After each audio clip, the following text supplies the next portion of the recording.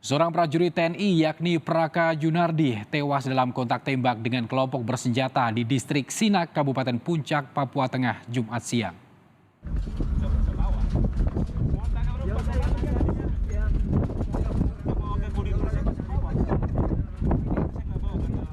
Praka Junardi tertembak saat mengevakuasi warga sipil yang menjadi korban teror kelompok bersenjata di Kampung Pagebut, distrik Yugumoak. Saat mengevakuasi warga, korban justru tertembak di bagian perut. Saat dilarikan ke puskesmas, nyawa korban tak bisa diselamatkan.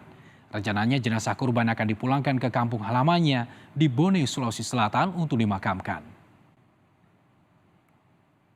Kontak tembak ini diawali karena di sana itu ada yang kelompok-kelompok yang berseberangan, yang bersenjata itu, mereka bawa senjata kemudian menembak ke anggota kami yang berada di Sinak.